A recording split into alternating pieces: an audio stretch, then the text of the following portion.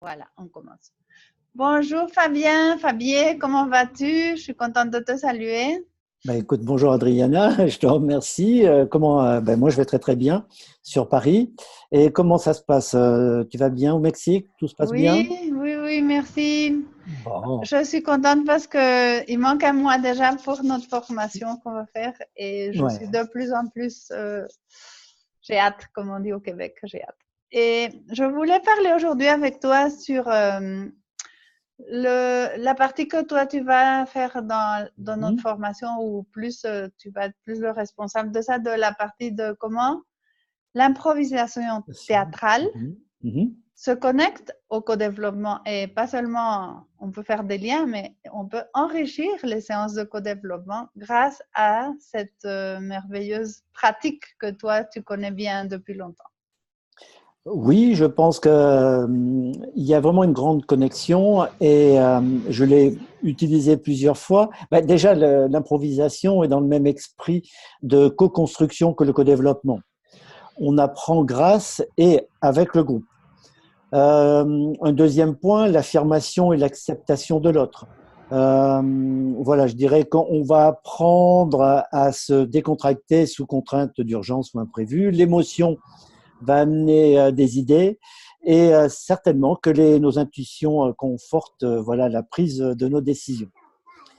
Autre point, l'improvisation va offrir surtout aux animateurs de nouvelles solutions de facilitation pour leur groupe de co-développement. Comment je pourrais dire ça? C'est comme une nouvelle porte d'accès à des apprentissages quand la situation le permet. D'ailleurs, Adrien Payette nous le dit, je parle de situation d'apprentissage, qu'il faut porter justement attention aux occasions d'apprentissage. Par exemple, moi, ça m'est arrivé une fois dans un groupe, quand un consultant un petit peu speed, nerveux, alors que le client n'a pas fini d'exposer voilà, sa problématique, il réagit. Et pas Mm. une fois, deux fois, plusieurs fois. Ah oui, il m'arrivait la même chose, il faut absolument que tu fasses comme ceci, et patati et patata. Et donc, il interagit très rapidement, peut-être trop rapidement, et il ne laisse pas, dans tous les cas, le client s'exprimer jusqu'au bout. Il est simplement dans l'action, il est pressé, il n'a pas de temps à prendre, je pense, et surtout son mode de fonctionnement est d'agir vite, sans vraiment se préoccuper de la demande du client et surtout d'apporter une solution rapidement. Alors dans ce cas-là, en tant qu'animateur, on peut avoir plusieurs solutions. Une première solution, c'est rapidement réguler la situation en lui expliquant que pour le bon fonctionnement du groupe, il serait important que voilà, ils prennent en compte, etc. Deuxième solution, le problème de la première solution, c'est qu'on ne sait pas comment peut réagir le groupe et comment peut réagir cette Mm. personne-là. La deuxième solution, elle peut être plus systémique et on peut intervenir et ne pas intervenir justement et prendre le temps qu'il faut afin que les apprentissages se fassent tout en douceur. C'est-à-dire que le groupe s'autorégule tout doucement. Mais ça peut prendre beaucoup de temps et ça peut crisper certaines personnes dans le groupe. Ou alors, on peut aussi utiliser autre chose et utiliser par exemple un exercice d'improvisation théâtrale pour lui faire prendre conscience de l'importance de l'écoute et de l'utilité qu'il pourrait surtout en retirer. Par exemple là, gagner du temps. Ça lui permettrait de gagner du temps. Et là, l'improvisation, elle est réellement intéressante pour faire prendre conscience et amener les gens à agir. Alors, je ne sais pas si c'est la meilleure des solutions. Dans tous les cas, c'est une autre possibilité de traiter cette situation-là. L'objectif est vraiment d'utiliser des exercices d'improvisation en rapport avec les problématiques exprimées et de rendre plus immédiat le contact avec les émotions, les sensations physiques et les pensées afin de découvrir de nouveaux comportements. Voilà, si pour le lien que j'y vois euh, entre l'improvisation dans tous les cas et le co-développement. D'accord. Ben, moi, je trouve que c'est intéressant ce que tu nous dis que ce que j'aimerais, c'est de le vivre pour voir comment toi tu le fais. Moi, j'ai Mhm. utilisé souvent des exercices comme ça, plus dans la partie de réaction des consultants, comme pour rendre un reflet de ce que quand ce genre de client qui demande qu'est-ce que vous voyez de ce que je vous ai dit ou comment vous le voyez, et on peut le faire sous forme d'une scène de comment on l'a vu ou plusieurs scènes qui sont plusieurs facettes de la situation.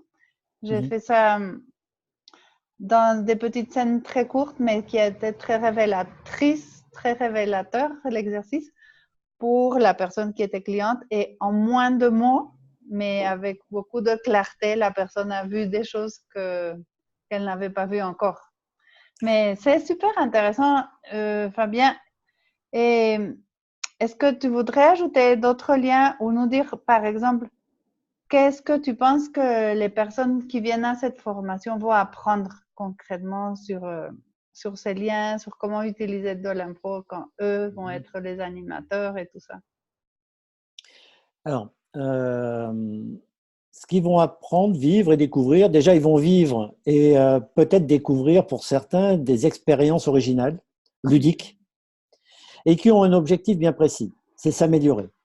D'ailleurs, les Anglais, pour l'improvisation, disent to improve, et donc qui veut dire, si j'ai bien révisé, s'améliorer. Et justement, sur ces axes d'amélioration, je vais faire des exercices qui vont être sur la confiance en soi et aux autres. On va travailler sur l'écoute. Il y a des moments où on pense écouter et puis tout le monde ne sait pas forcément bien écouter. Donc, on peut faire des apprentissages réellement là-dessus. On peut faire des apprentissages d'amélioration sur la créativité et sur l'énergie.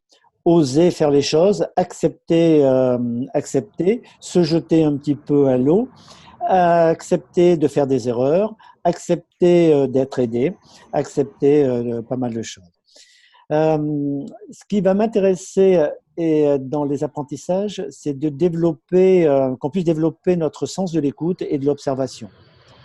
Peut-être pour mieux gérer des situations de stress, surmonter des résistances ou transformer positivement des contraintes en jeux motivants. Les apprentissages, je pense, vont être à deux niveaux. D'abord, en tant qu'animateur, en vivant les exercices et en s'exerçant lors de nos 3 jours de formation, je pense que chacun repartira avec sa boîte à outils, faite d'exercices, de jeux pouvant être utilisés lors de leur prochaine séance de co-développement. Le deuxième niveau d'apprentissage, il va être en tant que client et de consultant, où ils pourront, par l'expérimentation, faire des apprentissages sur eux-mêmes et sur les autres. Et là, on sera beaucoup plus en profondeur. Et il serait difficile d'en parler là. Je pense qu'il faut vraiment venir et se faire plaisir à accepter voilà, ces exercices-là. Et juste pour finir, un petit détail qui n'en est pas un, puisque je suis sur l'amélioration. Adrien Payette nous disait de ne pas oublier que l'objectif en co-développement, c'est l'amélioration de la pratique de tous les gens qui sont autour de la table, même si nous, on ne sera pas toujours autour d'une table, et l'animateur compris. Ouais. Voilà comment j'ai envie que ça se passe et ce que j'ai envie d'offrir à nos participants avec beaucoup de plaisir, puisque ça sera dans notre logique. Ouais, ben merci Fabien, je suis tout à fait d'accord avec ce que tu as dit parce que j'ai pratiqué aussi l'improvisation au Mexique et au Québec et je l'aimais pour ça, pour le travail en équipe, pour la spontanéité, pour le fonctionnement avec les autres et cette partie de l'écoute très très fine, non? Très attentive. Et je pense que c'est vraiment un point très très fort avec le co-développement. Et bon, ben, alors je te remercie de nous avoir accordé ce temps pour nos explications là qui sont. Moi, ça me donne envie vraiment de pouvoir être avec toi dans cette formation et je vais pouvoir être un peu participante dans les moments où toi tu vas t'occuper de ces exercices. Alors, je suis trop contente déjà. Voilà. Et on se reparle prochainement. Ben, très rapidement, je pense. Et bienvenue Merci. à tous ceux qui vont participer à notre formation. Ah Et oui. voilà, l'improvisation, pour finir, va impliquer le corps, les sens et les émotions. Donc, on va co-oser tous ensemble.